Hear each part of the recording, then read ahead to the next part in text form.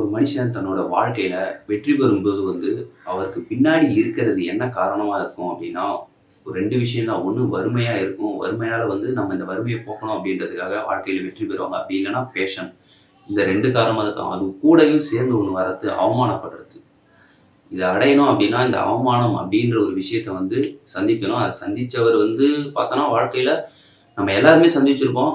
அத சந்திச்சுட்டு தொடச்சு போட்டு போறவங்களா இருந்தா, அத மறுபடியும் மறுபடியும் சந்திப்போம் அந்த அவமானத்த. அந்த அவமானத்தையும் நம்ம சந்திக்கக் கூடாது. நம்ம வாழ்க்கையில பெரிய இடத்துக்கு போணும் அப்படின்னு நினைக்கிறவங்க வெற்றி அடைவாங்க. அப்படி வெற்றி அடைஞ்சவர் தான் கேப்டன் விஜயகாந்த் அவர்கள். அவரோட வாழ்க்கையில பல கஷ்டத்த அனுபவிச்சாரு. அவமானங்களையும் அனுபவிச்சாரு. அதனால தான் அவர் கேப்டனா உயர்ந்து நிக்கிறாரு.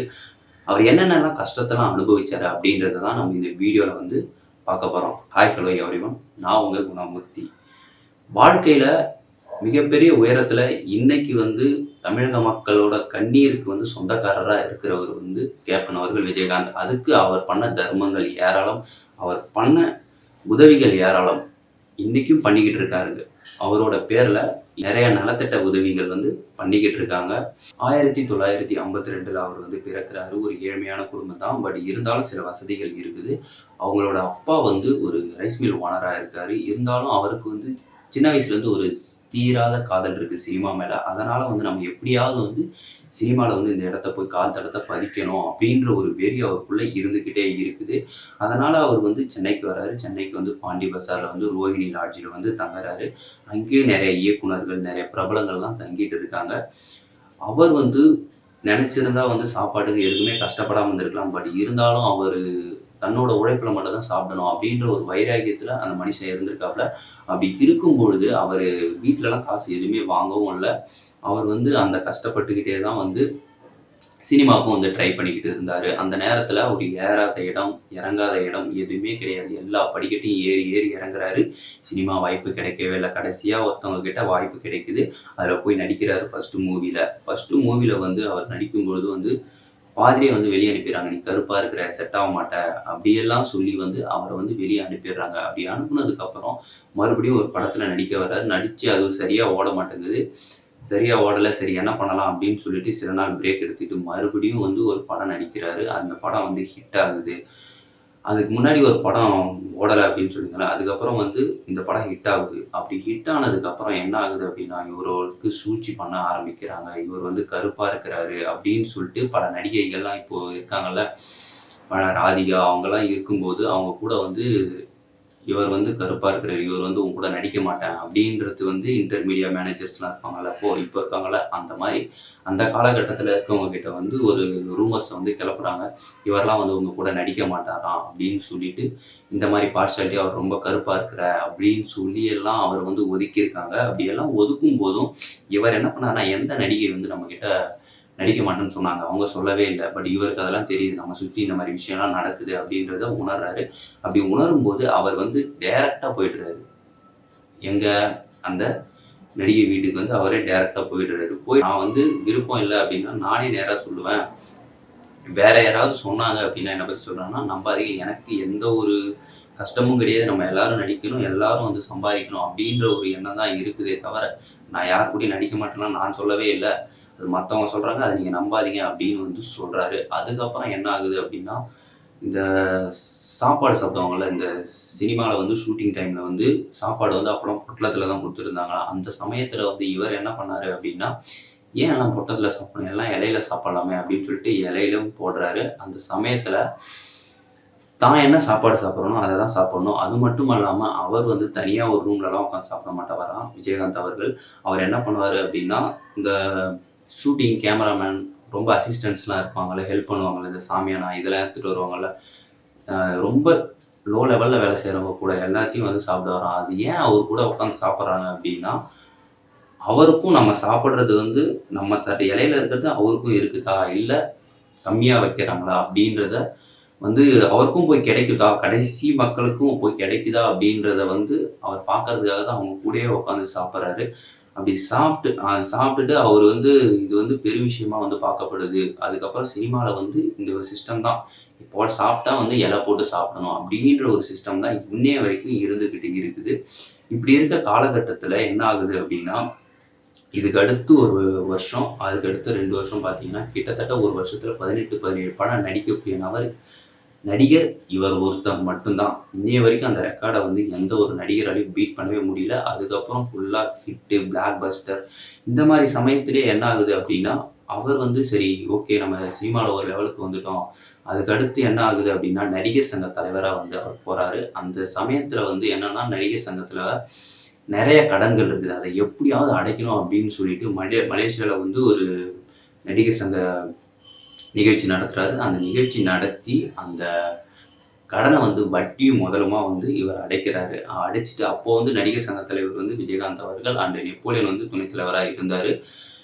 கடனெல்லாம் அடைச்சு முடிச்சதுக்கு அப்புறம் வந்து பார்த்தீங்கன்னா, இது வந்து ஒரு மிகப்பெரிய அதுக்கப்புறம் மிகப்பெரிய தொகைய வந்து டெபாசிட் அமௌண்ட்டா வந்து நடிகர் சங்கத்துல வந்து வைக்கிறாரு இவரு. அதுக்கப்புறம் அதெல்லாம் வச்சு முடிச்சதுக்கப்புறம், சரி ஓகே. நம்ம மக்களுக்கு ஏதாவது பண்ணுவோம்னு சொல்லிட்டு, அப்பையிலிருந்தே வந்து மக்களுக்கு வந்து நலத்திட்ட உதவிகள் எல்லாமே வந்து பண்ணிக்கிட்டு வந்துகிட்டே இருக்காரு. மண்டபம், அப்புறம் மாற்றுத்திறனாளிகளுக்கு வந்து உதவி பண்றது. இது எல்லாத்தையுமே அவர் அப்படியே பண்ணிக்கிட்டே வராரு. அந்த நேரத்தில நடிகர் சங்கம் இருக்குல்ல, அந்த சமயத்தில எந்த ஒரு இஷ்யூ நடந்தாலும் சரி, தமிழ்நாட்டுக்காக காவேரி பிரச்சனை நடந்தாலும், நடிகர் சங்கம் அதுவரைக்கும் வந்து எந்த ஒரு கூட்டத்தையும் கூட்டுனது கிடையாது. இவர் தலைவரானதுக்கப்புறம் அன்னையிலிருந்து இன்னைய வரைக்கும் ஏதாவது தமிழ்நாட்டுல ஒரு பிரச்சனை அப்படின்னா, அதுக்காக இவங்களும் வந்து சப்போர்ட் பண்ணிக்கிட்டு இருக்காங்க. எதுக்கு அப்படின்னா, இந்த காவேரி பிரச்சனை அப்ப நடந்ததுல இருந்தும் சரி, இப்ப கடைசியா நடந்த வரைக்கும் சரி, நடிகர் சங்கத்திலிருந்து குரல் வந்துகிட்டே இருக்கும். அதுக்கு அடித்தளம் போட்டவர் கேப்டன் விஜயகாந்த் அவர்கள் தான். அதுக்கப்புறமா வந்து தமிழீழ படுகொலை நடந்தது. அதுக்கு அதிகப்படியான கண்டனத்த வந்து தெரிவிச்சு, தன்னோட நடிகர் சங்கத்து கூட்டத்த வந்து ஆதரவா திரட்டி வச்சு கண்டனத்தையும் தெரிவிச்சிருந்தாரு. அது மட்டும் இல்லாம அவருக்கு வந்து கேப்டன் பிரபாகரன் வந்து அவர்களுக்கு வந்து ரொம்ப ரொம்ப பிடிக்கும். ஸோ, அதனால வந்து தன்னோட பையனுக்கு வந்து விஜய பிரபாகரன் அப்படின்ற வந்து பேரையும் அவர் வந்து வச்சாரு. இவரோட இயற்பெயர் வந்து விஜயராஜ் அவர்கள். எதனால இவர் பேர் வந்து விஜயகாந்த் அப்படின்னு மாறுச்சு அப்படின்னா, இவர் சினிமாவுல ஃபர்ஸ்ட் வரும்போது பார்த்தீங்கன்னா, விஜயராஜ் அப்படின்ற ஒரு பேர்ல இன்னொரு பேர் வந்து இருந்தாங்க. ஆள் இருந்தாங்க. சரி அதனால வந்து நம்ம பேர மாத்தணும் அப்படின்றதுனால தான் இவர் பேர் வந்து விஜயகாந்தா வந்து மாத்தப்படுறாங்க. அவர் பெயரையும் மாத்துறாரு. 2005ல அவரோட கட்சிய வந்து தொடங்குறாரு. அந்த சமயத்துல அவர் கட்சிய தொடங்கி நெறைய நலத்திட்ட உதவிகள் பண்ணிக்கிட்டு வர்றாரு. அதுக்கு முன்னாடியும் பண்ணிக்கிட்டு இருந்தாரு. நெறைய ஹாஸ்பிட்டல், மண்டபம் இந்த எப்போ எந்த ஒரு வெள்ள பாதிப்போ, புயலோ அடிச்சாலும் அதுக்கு எல்லாத்துக்குமே உதவி பண்ணிக்கிட்டே தான் இருந்தாரு. அதுக்கப்புறம் வந்து எலக்ஷன் வருது. எலக்ஷன் வர சமயத்துல அவர் வந்து முதல்ல போட்டியிட்டு தன்னோட விருதாச்சலம் தொகுதியில ஃபர்ஸ்ட்டு ஒரு கட்சி ஆரம்பிச்சு ஒரு தொகுதியில ஜெயிக்கிறாருன்னா, அது கேப்டன் விஜயகாந்த் அவர்கள் மட்டும் தான். ஒரு நடிகர்கள்லயும் சரி, ஜெயலலிதா இருக்கட்டும், எம்ஜிஆரா இருக்கட்டும், அதுக்கப்புறம் வந்ததுல ஒரு நடிகர் வந்து ஒரு அரசியல் கட்சி ஆரம்பிச்சு சாதிக்கிறாரு, இந்த அளவுக்கு வராருன்னா, கேப்டன் விஜயகாந்த் அவர்கள் மட்டும் தான். வேற யாருமே வந்து கிடையாது. அதுக்கப்புறம் வந்து அதுக்கடுத்து இன்னொரு எலக்ஷன் வருது. 2011ல வந்து கூட்டணி வைக்கிறாரு. ஜெயலலிதா கூட வந்து கூட்டணி வைக்கிறாரு. அவங்க கூட கூட்டணி வச்சதுக்கப்புறம், இவர் வந்து 29 தொகுதியில ஜெயிச்சு இவங்க டிஎம்கே வந்து அப்போ ஒரு தொகுதியில கூட ஜெயிக்கவே இல்ல. இவங்க 29 தொகுதியில ஜெயிச்சு ஆப்போனன்ட் கட்சியா வந்து எதிர்க்கட்சியா வந்து வராங்க. அப்படி வந்ததுக்கு அப்புறம் என்ன நடக்குது அப்படின்னா, சட்டசபையில வந்து போல்டா பேசக்கூடிய நபர். அது மட்டும் இல்லாம இவருக்கு அரசியல்ல வந்து கொஞ்சம் கோவத்த கட்டுப்படுத்தணும் அப்படின்ற ஒரு விஷயத்த வந்து அவருக்கு தெரியல. பட் அது என்ன அவருக்கு வந்து சினிமால மட்டும் தான் நடிக்க தெரியும். பட் ஆனா ரியல் லைஃப்ல தான் கேரக்டர் வந்து அவர் மாத்திக்கினதே இல்ல. மாத்தவும் மாட்டாரு அவரு.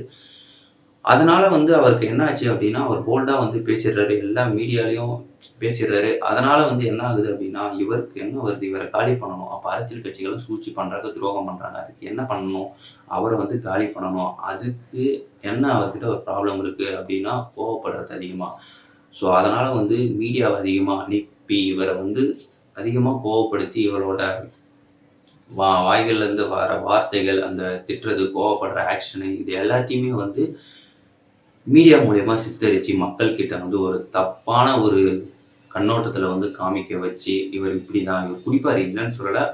பட் இருந்தாலும் ஒரு நல்ல மனுஷன இப்படி போர்ட்ரேட் பண்ணி காமிச்சியே இவர வந்து இந்த மாரி காமிக்கிறாங்க. பட் இருந்தாலும் அவருக்குள்ள மனதளவுக்குள்ள ரொம்ப ஒரு கஷ்டம் இருந்திருக்கும். சரி என்னடா இது நம்மள இப்படி சித்தரிக்கிறாங்க அப்படின்றத அந்த இதையும் தாங்கிக்கிட்டு மனுஷன் அப்பயும் சரி, எல்லா உதவிகளையும் பண்ணிக்கிட்டு தான் இருந்தாரு. அதுக்கப்புறமா எதிர்க்கட்சி அந்தஸ்துல இருந்தாருல்ல, அப்ப இருக்கும்பொழுதும் சரி, அந்த மாரி சூழ்ச்சிகள்லாம் நடந்துட்டே இருக்கு.